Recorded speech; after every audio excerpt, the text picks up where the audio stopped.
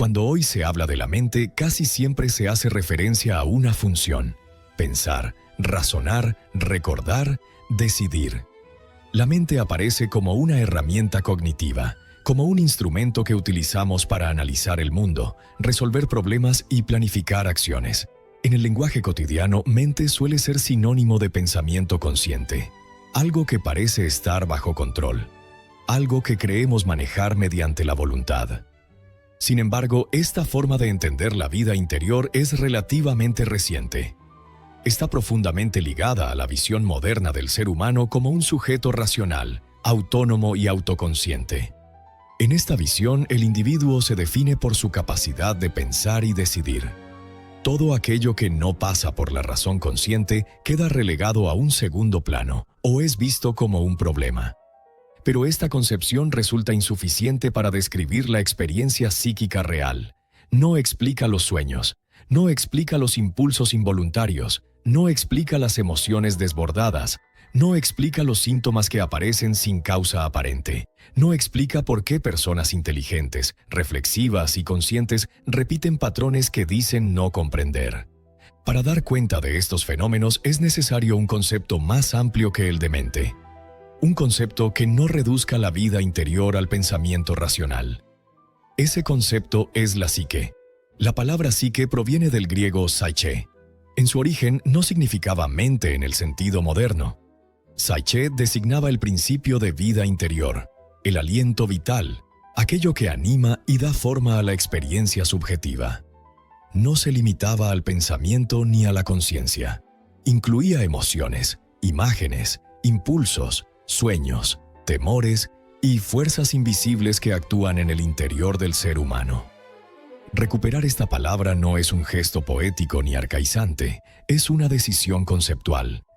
Hablar de psique permite nombrar la totalidad de los procesos psíquicos, tanto conscientes como inconscientes, tanto racionales como irracionales, tanto personales como colectivos. La psique no es una función aislada, es un campo vivo, un sistema dinámico en el que interactúan múltiples fuerzas.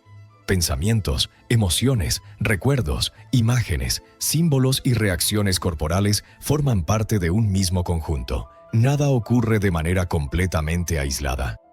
Uno de los puntos más difíciles de aceptar desde la mentalidad moderna es que la psique no está completamente bajo el control del yo consciente. El yo no dirige todos los procesos psíquicos. De hecho, el yo es solo una parte dentro de un sistema mucho más amplio. Esta afirmación entra en conflicto con la idea habitual de autonomía psicológica. Se suele asumir que una persona es dueña de sí misma, que decide lo que siente, que controla lo que piensa, que gobierna su vida interior. Pero la experiencia cotidiana muestra algo distinto. Nadie elige conscientemente sus sueños. Nadie decide qué imágenes aparecerán durante la noche. Nadie ordena la aparición de un miedo repentino. Nadie planifica una reacción emocional desproporcionada. Nadie elige tener un síntoma. Estos fenómenos simplemente ocurren.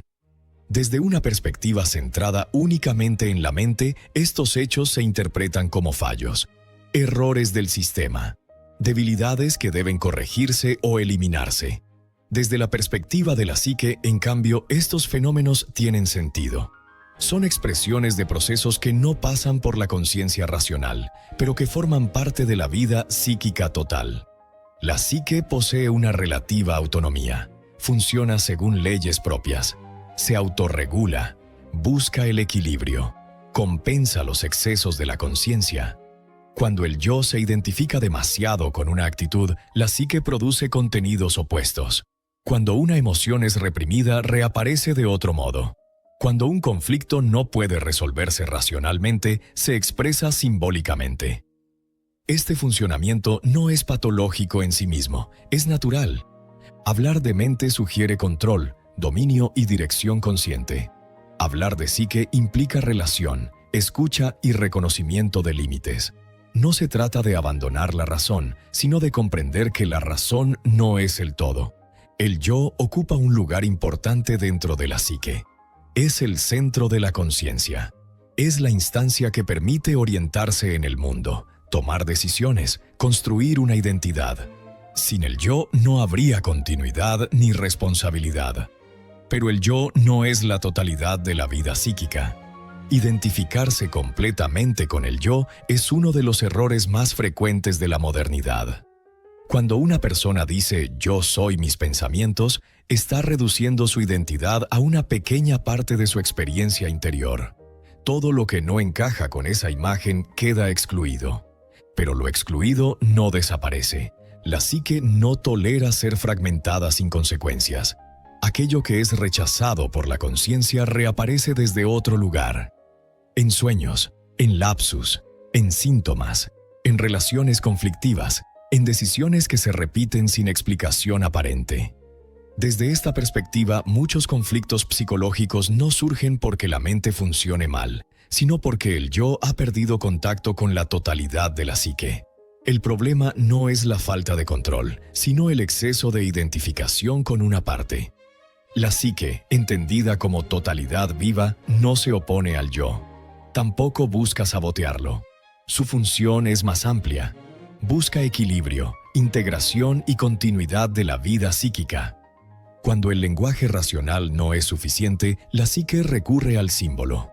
Los símbolos no son adornos poéticos ni metáforas elegidas conscientemente. Son formas naturales de expresión de contenidos que no pueden ser formulados de otro modo. Los sueños son un ejemplo claro de esto. En ellos, la psique habla un lenguaje propio, no lógico, no lineal, no conceptual. Un lenguaje de imágenes, escenas y emociones. Ignorar este lenguaje no lo elimina. Solo dificulta la relación con la propia vida interior. Lo mismo ocurre con los síntomas. Un síntoma no es simplemente un error que debe suprimirse. Es una forma de expresión. Algo en la psique no encuentra otro modo de manifestarse. El síntoma aparece cuando el diálogo interno se ha interrumpido. Todo esto solo puede comprenderse si se abandona la idea de mente como función aislada y se adopta la noción de psique como sistema total.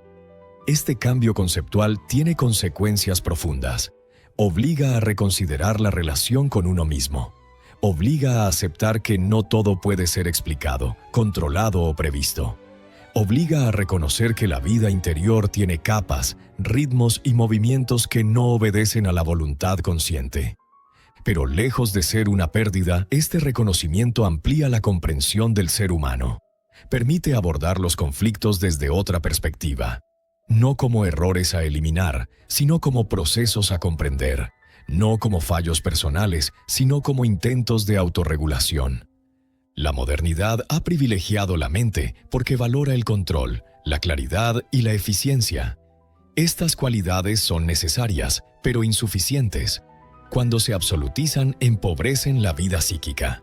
Reducen la experiencia humana a lo cuantificable y lo racionalmente explicable. La psique es más antigua que el pensamiento consciente, más amplia que el yo, más compleja que cualquier sistema teórico. Ignorarla no la debilita, solo la vuelve más opaca. Hablar de psique no implica abandonar la ciencia ni caer en el misticismo. Implica ampliar el campo de observación. Implica reconocer que la experiencia humana no se agota en la conciencia racional. Este enfoque permite entender por qué los sueños insisten, por qué ciertos conflictos se repiten, por qué las emociones no siempre obedecen a la razón. Permite comprender que la vida psíquica tiene una lógica propia, distinta de la lógica intelectual. A partir de este punto, todo el desarrollo posterior se organiza de manera diferente.